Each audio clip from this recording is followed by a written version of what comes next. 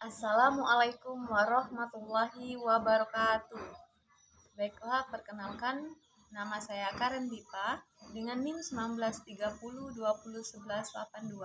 Saya dari kelas PGMI 05 angkatan 2019, program studi pendidikan guru madrasah ibtidaiyah, Fakultas Ilmu Tarbiyah dan Keguruan, Universitas Islam Negeri Raden Patah Palembang. Baiklah, pada video kali ini saya akan mempresentasikan proposal skripsi saya. Nah, video ini dibuat guna untuk memenuhi tugas UAS pada mata kuliah seminar proposal yang diampu oleh dosen Bapak Muhammad Afandi, MPDI. Baiklah, langsung saja di sini saya akan mempresentasikan proposal skripsi saya. Yang pertama yaitu judul penelitian. Nah, di sini saya mengambil judul yaitu analisis strategi guru dalam meningkatkan minat membaca siswa pada pembelajaran bahasa Indonesia kelas 2 di SD Negeri 2 Berkat, Kecamatan Sirah Pulau Padang, Kabupaten Oki. Selanjutnya A. Pendahuluan. 1. Latar belakang masalah. Adapun latar belakang masalah yaitu pendidikan merupakan proses belajar manusia untuk menjadi yang lebih baik dalam akademik maupun kepribadiannya. Nah, pendidikan ini berlangsung sepanjang hayat manusia. Sejak ia lahir, pendidikan sudah melekat dalam dirinya. Guru adalah seorang yang mempunyai gagasan yang harus diwujudkan untuk kepentingan anak didik, sehingga menunjang hubungan sebaik-baiknya dengan anak didik, serta menunjang tinggi, mengembangkan dan menerapkan keutamaan yang menyangkut agama, kebudayaan, dan keilmuan. Sedangkan membaca merupakan bagian yang sangat penting dalam proses pendidikan, dan tidak dapat dipungkiri secara efektif semua memperoleh sebagian besar ilmu pengetahuan dan membaca buku. Selain itu juga bisa memperoleh informasi apapun yang diinginkan lewat membaca buku tersebut.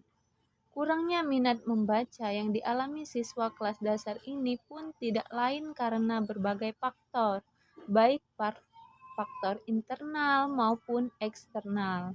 Hal inilah yang dapat menghambat siswa memperluas pengetahuan dalam membaca.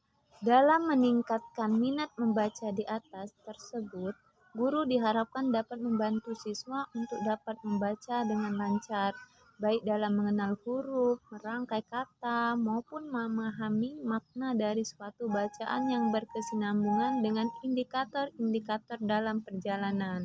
Minat membaca siswa di sekolah dasar tersebut tentu tidak terlepas faktor-faktor yang mempengaruhi atau menghambat minatnya membaca. Nah, sama halnya dengan siswa di kelas 2 SD Negeri 2 Berkat, yang merupakan siswa sekolah dasar kelas rendah. Berdasarkan peneliti melakukan observasi pada siswa kelas 2 di SD Negeri 2 Berkat, siswa belum memiliki inisiatif sendiri untuk mempelajari materi dari sumber lain selain dari penjelasan guru. Nah, jika guru meminta siswa membuka dan membaca sumber belajar seperti buku, maka siswa baru melaksanakan perintah tersebut. Minat membaca siswa kelas 2 di SD Negeri 2 Berkat masih belum sempurna. Banyak siswanya pada saat disuruh membaca, ada yang bercerita, berbicara sesama temannya, dan juga ada yang tertidur di dalam kelas pada saat pembelajaran tersebut. Serta peneliti menemukan permasalahan berkaitan dengan kemampuan membaca yang terjadi pada beberapa siswa di kelas 2 yang masih mengalami kesulitan dalam membaca, yang membacanya masih belum baik atau belum lancar. Selain bimbingan dari guru di sekolah, juga perlunya bimbingan dari orang tua di rumah, agar siswa tersebut bisa lancar membacanya dengan baik. Berdasarkan latar belakang masalah yang telah diuraikan di atas, dapat diidentifikasi masalah-masalah yang timbul dalam penelitian. Yang pertama yaitu kurangnya minat membaca pada siswa kelas 2 di SD Negeri 2 Berkat, Kecamatan Sirah, Pulau Padang, Kabupaten Oki. Yang kedua yaitu kurangnya kemampuan membaca pada siswa kelas 2 di SD Negeri 2 Berkat Kecamatan Sira, Pulau Padang, Kabupaten Oki. Selanjutnya, batasan masalah. Nah, agar masalah tidak selalu melebar dan menambah ke masalah lain, perlu adanya pembatasan masalah secara jelas, yaitu strategi guru dalam meningkatkan minat membaca siswa pada pembelajaran Bahasa Indonesia kelas 2 di SD Negeri 2 Berkat Kecamatan Sira, Pulau Padang, Kabupaten Oki. Selanjutnya, rumusan masalah. Berdasarkan uraian latar belakang tersebut, maka peneliti merumuskan permasalahan sebagai berikut. Yang pertama yaitu bagaimanakah minat membaca siswa pada pembelajaran Bahasa Indonesia kelas 2 di SD Negeri 2 Berkat Kecamatan Sira, Pulau Padang, Kabupaten Oki. Yang kedua yaitu bagaimana strategi guru dalam meningkatkan minat membaca siswa pada pembelajaran Bahasa Indonesia kelas 2 di SD Negeri 2 Berkat Kecamatan Sira, Pulau Padang, Kabupaten Oki. Selanjutnya yaitu tujuan penelitian. Nah, penelitian ini bertujuan untuk yang pertama yaitu untuk mengetahui minat membaca siswa kelas 2 di SD Negeri 2 Berkat Kecamatan Sira, Pulau Padang, Kabupaten Oki. Yang kedua yaitu untuk mengetahui strategi yang dilakukan guru dalam meningkatkan minat membaca siswa pada pembelajaran Bahasa Indonesia kelas 2 di SD Negeri 2 Berkat Kecamatan Sira, Pulau Padang, Kabupaten Oki. Selanjutnya, manfaat penelitian. Nah, manfaat penelitian ini ada dua, yaitu manfaat teoritis dan manfaat praktis. Selanjutnya, tinjauan pustaka. Nah, tinjauan pustaka ini adalah proses kegiatan menelaah dan membaca bahan-bahan pustaka, seperti buku-buku atau dokumen-dokumen, mempelajari dan menilai prosedur dari hasil penelitian sejenis yang pernah dilakukan orang lain, serta mempelajari laporan-laporan hasil observasi dan hasil survei tentang masalah yang akan diteliti. Selanjutnya B. Landasan teori. 1. Pengertian analisis. Nah, analisis ini merupakan kata serapan berasal dari bahasa Inggris analis yang berarti memisah-misahkan. Dalam Kamus Besar Bahasa Indonesia, analisis diartikan sebagai bentuk penyelidikan terhadap suatu peristiwa atau karangan, perbuatan, dan sebagainya untuk mengetahui keadaan yang sebenarnya, sebab musabab, duduk perkara, dan sebagainya. Jadi, dapat saya simpulkan bahwa analisis merupakan penguraian suatu pokok secara sistematis dalam menentukan bagian, hubungan antar bagian, serta hubungannya secara menyeluruh untuk memperoleh pengertian dan pemahaman yang tepat. Selanjutnya, 2. Pengertian guru. Guru adalah pendidik yang menjadi tokoh, panutan, dan identifikasi bagi para peserta didik dan lingkungannya. Oleh karena itu, guru harus memiliki standar kualitas pribadi tertentu yang mencakup tanggung jawab, wibawa, mandiri, dan disiplin. Selanjutnya, 3. Pengertian minat membaca. Dalam Kamus Besar Bahasa Indonesia, kata minat memiliki arti kesukaan atau kecenderungan hati kepada sesuatu, keinginan. Jadi, harus ada sesuatu yang ditimbulkan baik dari dalam dirinya maupun dari luar untuk menyukai sesuatu. Selanjutnya, yang keempat yaitu rendahnya minat membaca. Beberapa pendapat mengatakan bahwa rendahnya minat membaca pada anak disebabkan oleh beberapa hal, seperti judul dan isi buku yang kurang menarik, harga buku mahal, sehingga tidak mungkin bagi mereka yang berpenghasilan pas-pasan membeli buku untuk memenuhi kebutuhan membaca. 5. Ciri-ciri anak yang membaca, yang minat membaca dan tidak minat membaca. Ciri-ciri anak yang gemar membaca apabila ada waktu luang akan memanfaatkan waktu luangnya untuk membaca buku atau bacaan. Nah, dalam lingkungan sekolah, anak yang gemar membaca apabila ada waktu luang akan dipergunakan untuk membaca bacaan, baik di kelas ataupun di perpustakaan sekolah. Hal ini hal inilah yang berbeda dengan anak yang tidak mempunyai minat membaca yang tinggi. Apabila ada waktu yang luang, anak tersebut akan menggunakan waktu luangnya untuk kegiatan yang lain seperti bermain dan lain sebagainya.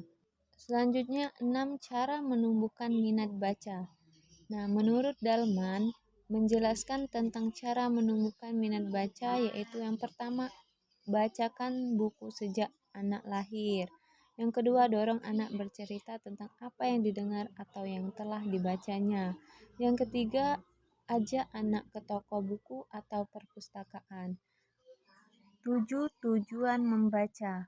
Nah, tujuan membaca ada bermacam-macam, seperti mencari hiburan, menambah wawasan, mendapatkan informasi, dan lain-lain. Tujuan membaca merupakan salah satu aspek penting dalam membaca atau memahami bacaan. Nah, tujuan membaca secara umum adalah untuk memahami bahan bacaan yang dibaca, memperkaya dan menambah wawasan, atau sekedar untuk kesenangan ataupun hiburan.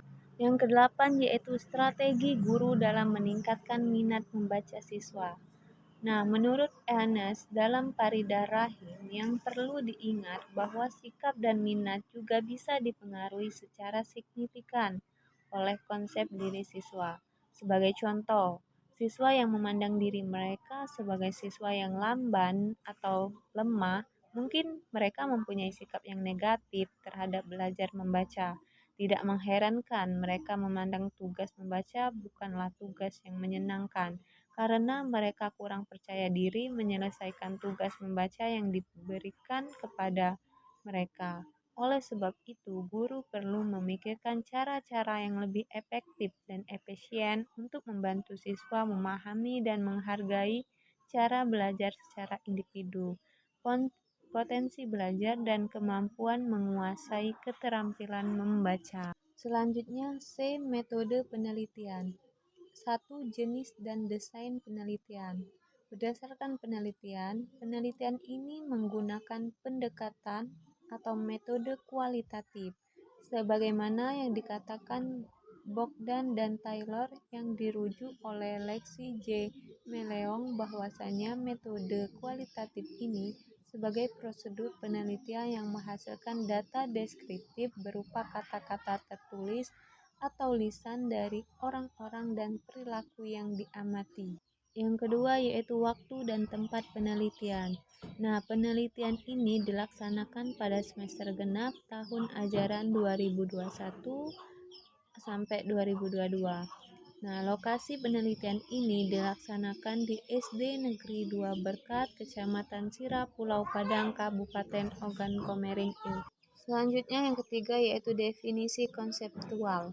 Definisi konseptual ini adalah abstraksi yang diungkapkan dalam kata-kata sehingga dapat membantu pemahaman terhadap suatu hal, bahkan dianggap mampu untuk menggambarkan sesuatu dalam hal karakteristik abstrak dan hubungannya dengan entitas konseptual lainnya. Yang keempat yaitu jenis data dan sumber data. Nah, penelitian ini menggunakan dua sumber data. Yang pertama yaitu sumber data primer. Sumber data primer ini adalah sumber data yang langsung memberikan data kepada peneliti atau dapat dikatakan data diperoleh secara langsung dari subjek penelitian sebagai sumber informasi menggunakan alat pengembalian data. Yang kedua yaitu sumber data sekunder.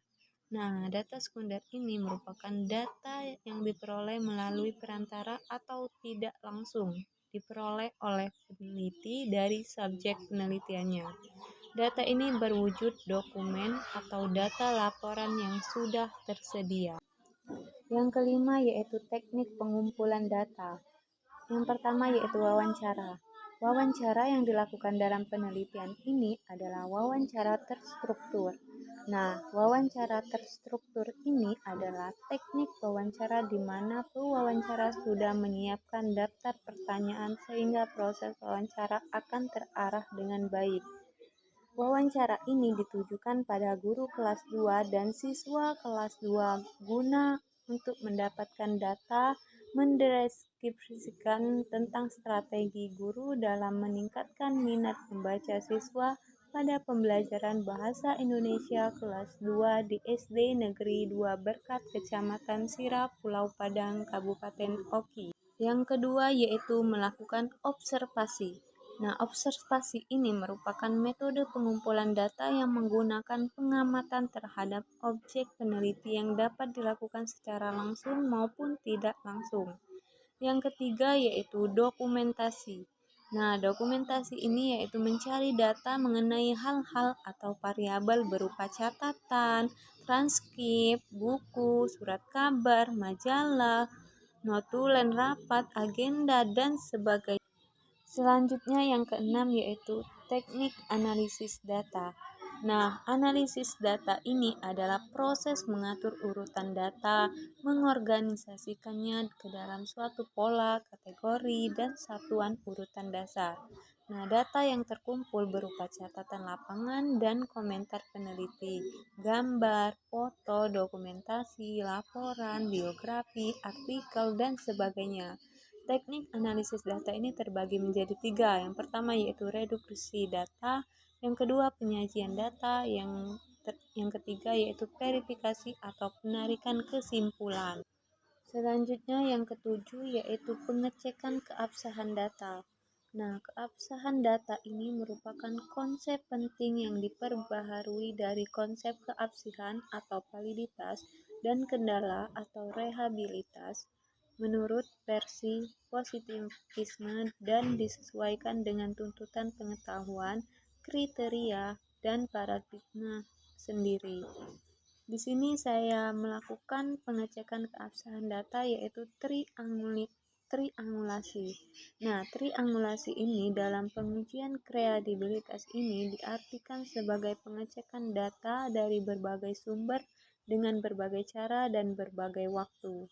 Dengan demikian, terdapat triangulasi sumber, triangulasi teknik pengumpulan data, dan triangulasi waktu. Selanjutnya D. Daftar pustaka. Adapun daftar pustaka dan referensi buku yang saya gunakan pada proposal ini dapat kalian lihat sendiri pada layar. Itu merupakan referensi dari proposal skripsi saya. Selanjutnya yang terakhir yaitu E. Rencana waktu pelaksanaan penelitian. Nah, rencana pada waktu pelaksanaan penelitian yang digunakan peneliti untuk penelitian ini adalah dilaksanakan pada saat dikeluarkannya surat izin penelitian dalam kurun waktu kurang lebih mulai bulan April 2022 sampai penelitian selesai. Baiklah, sekian penjelasan proposal skripsi saya. Apabila ada salah kata, saya mohon maaf. Kepada Allah saya mohon ampun. Saya akhiri dengan wabillahi taufik wal hidayah. Wassalamualaikum warahmatullahi wabarakatuh.